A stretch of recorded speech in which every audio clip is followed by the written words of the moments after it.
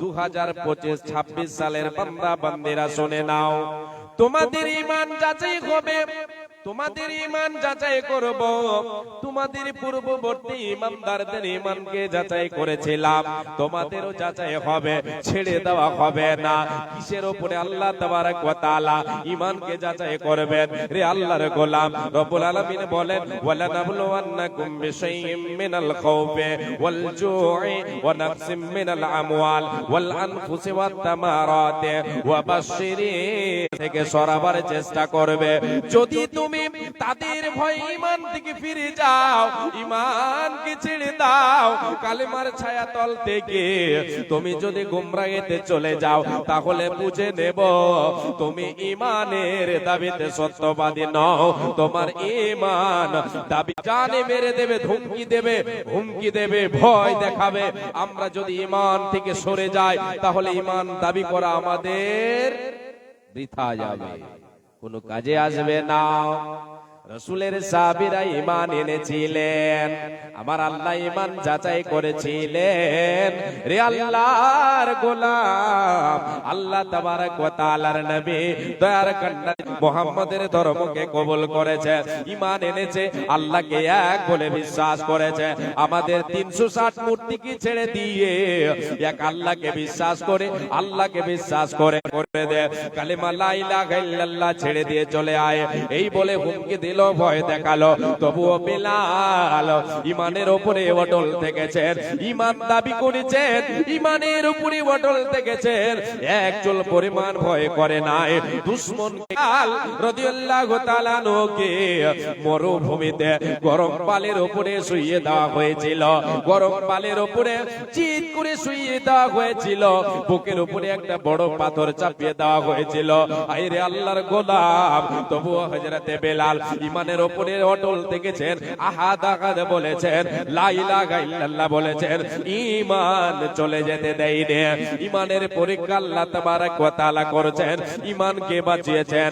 দেখো কেমন ঈমান এনেছেন নবীর সাহাবারা।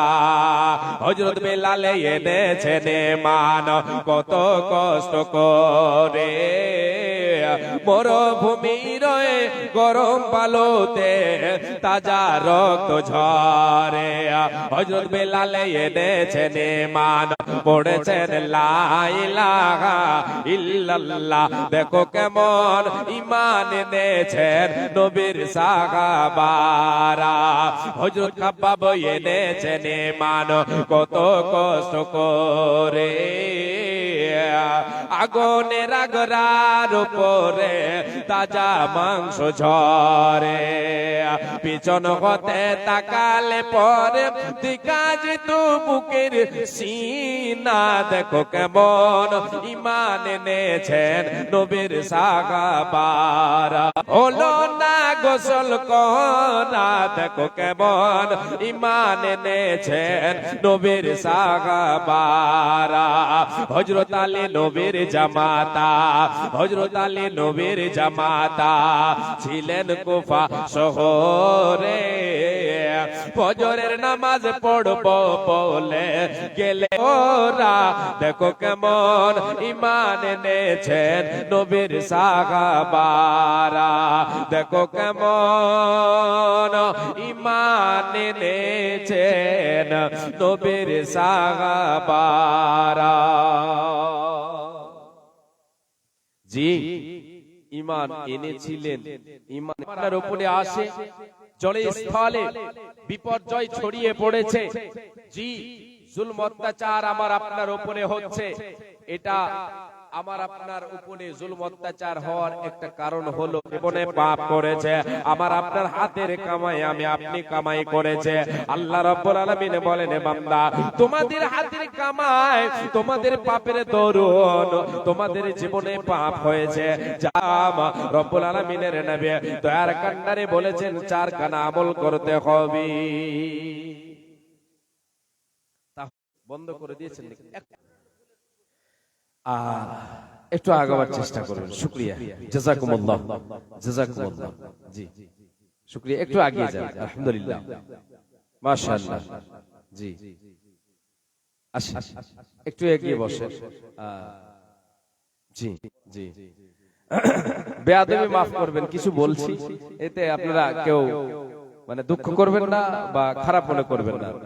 এবারে আসেন, আপনাদেরকে আমি কথার দিকে নিয়ে যাই। হাদিস কোরআনের আলোচনা চলছে, আলহামদুলিল্লাহ আপনারা শুনছেন মনোযোগ সহকারে। আর কান্নারে বলেন, রে উম্মাত উম্মতিরা শুনে নাও, আমার আল্লাহ যে কোনো মাধ্যমে তোমাকে বিপদ দুঃখ না কেন, যে কোনো ধরনের দুঃখ কষ্ট তোমার জীবনে আসুক না কেন, প্রথম যে কর্ম তোমাকে করতে হবে সেই কর্ম হলো তোমাকে ধৈর্য ধারণ করতে হবে, ধৈর্যের প্রতীক হতে হবে। বিপদ যখন আসে তখন সে একাই আসে না, সে তার দলবল নিয়ে আসে, এটা কিন্তু জেনে রাখেন। বিপদ আসে বড় আকার ধারণ করে আসে, তার সঙ্গে লড়াই করার ক্ষমতা আমার আপনার আছে? পারবেন? পারবো না? পারবো না। তাহলে লড়াই করব কি দিয়ে? বিপদ এসেছে, দুঃখের সাগরে ভেসে গেছে, কষ্টে পড়ে আছে, এ আল্লাহর গোলাম আবার এটা মনে যেন না হয় দারিদ্রতা হচ্ছে একটা জিনিস। দরিদ্র ব্যক্তি কখনো তো সুখী হতে পারে, সে দুঃখীও হতে পারে। দরিদ্রের নাম কিন্তু দুঃখী দুঃখ নয়। এ আল্লাহর গোলাম দুঃখ যখন আসে, বালা মুসিবত কষ্ট যখন আসে, আমাকে আপনাকে প্রথম আঘাতে ধৈর্য ধারণ করতে হবে। ধৈর্য নামে অস্ত্র নিয়ে আমাকে আপনাকে লড়াই করতে হবে। ধৈর্য ছাড়া আমার আপনার কোনো গতি নাই, কোনো উপায় নাই। আমি আপনি আল্লাহ তাবারক ওয়া তাআলা যদি বিপদ দেন, সেটাকে দূরে সরিয়ে দেব, হাত দিয়ে সরিয়ে দেব, কষ্ট আমি আপনি শক্তি দিয়ে সরিয়ে দেব, এইরকম ক্ষমতা আমার আপনার নাই। এ আল্লাহর গোলাম মনে করেন আমি এখনো ভালো আছে, হঠাৎ করে আমাকে আল্লাহ তাবারক ওয়া তাআলা অসুখ দিলেন, কষ্ট দিলেন, অসুখ দিলেন, অসুখে আমি পড়ে গেলাম, সেটাকে আমি সরিয়ে দেব, এটা ক্ষমতা নাই, ক্ষমতা নাই। এর জন্য আমাকে কি করতে হবে? যে অস্ত্র নিয়ে লড়াই করতে হবে সেটার নাম হলো ধৈর্য। কখন ধৈর্য ধারণ করব? এর জন্য হাদিস শুনে নেন। আল্লাহর নবী দয়ার কান্ডারে নবী মুহাম্মদুর রাসূলুল্লাহ বলেন সাল্লাল্লাহু আলাইহি ওয়াসাল্লাম বলেছেন, উম্মত উম্মতিরা শুনে নাও, প্রথম আঘাতে ধৈর্য ধারণ করতে হবে। প্রথম আঘাতে ধৈর্য ধারণ করতে হবে। ধৈর্যের সময় কখন?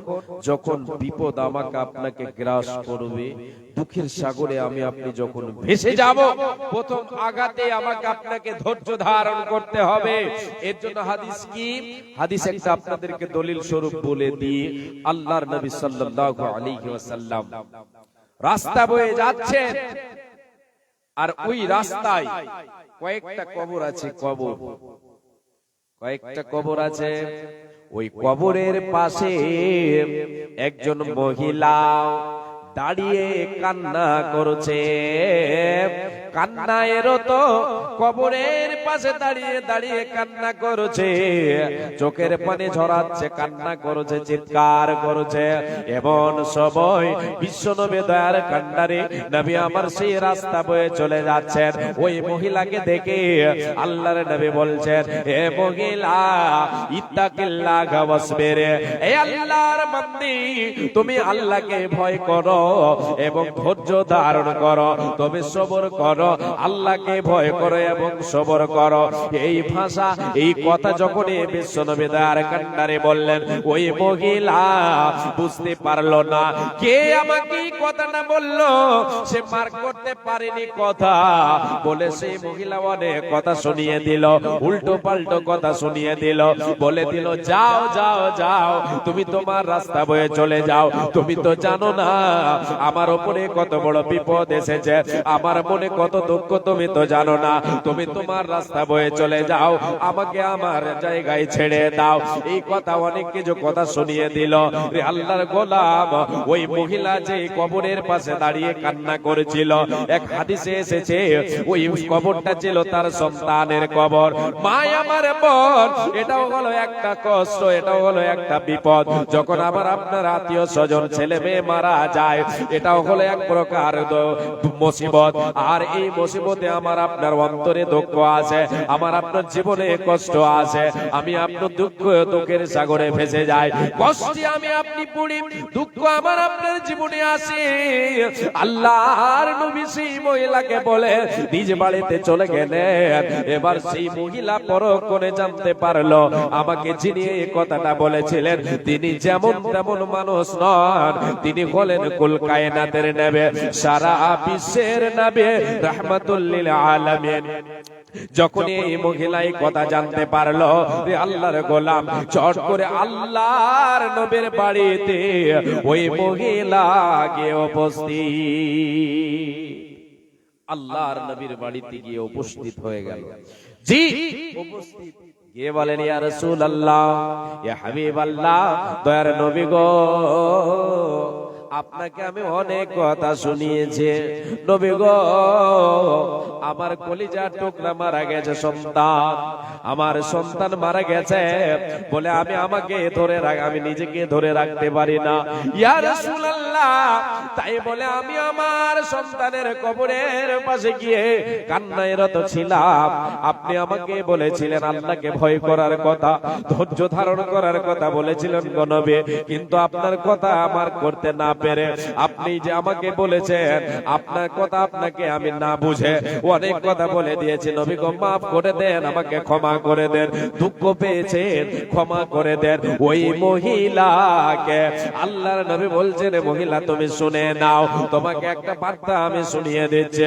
ওই মহিলাকে শুধু আল্লাহর নবী বলেছেন না না না, ওই তুমি আল্লাহর কাছে তুমি বদলা পাবে, এর বদলা আল্লাহর কাছে তুমি পেয়ে যাবে। বদলা কি পাওয়া যাবে? মনে করেন এই হাদিসের সাথে আরেকটা হাদিসকে জড়িয়ে দিয়ে বোঝায় যে সবুর করলে, ধৈর্য ধারণ করলে বদলা পাওয়া যাবে। তাহলে সবুর করে আল্লাহর প্রশংসা করলাম, দোয়া করলাম আল্লাহর কাছে। বিশ্বনবী দয়ার কান্ডারে বলেন, আল্লাহ তাআলা ফেরেশতাদেরকে জিজ্ঞাসা করেন, রে আমার ফেরেশতারা, আমি আমার অমুক বান্দার কলিজার টুকরাকে যে নাম লিখে দাও, তাকে ওই ঘরে তাকে ওই ঘরে তার নাম লিখে দাও, ওই ঘরের নামটা বাইতুল হামদ, তুমি লিখে দাও তাকে এই বদলা। একবারও কেন বলে না মা বোনদের প্যান্ডেলের কথা? প্রত্যেক জায়গাতে তো এই কথাটা আগে বলতে হয় যে আপনারা পেছনে ভিড় করবেন না, সামনের দিকে জায়গা আছে, চলে আসেন। এটা তো বলতে হয়, যেহেতু দেখতে পাওয়া যায় না বলতে হয় বারবার। এখানে দেখতে পাচ্ছি ইমানদার, আমি আপনি মুমিন, আমি আপনি আল্লাহকে বিশ্বাস করি, আমি আপনি মুসলমান, আমি আপনি লাভবান হব। আমাকে আপনাকে কি করতে হবে? ধৈর্য ধারণ করতে হবে। ধৈর্য হারা হলে হবে না। প্রথম কাজ হলো ধৈর্য ধারণ। আপনাকে যে কর্ম করতে হবে সেটা হলো আল্লাহর কাছে দোয়া করতে হবে।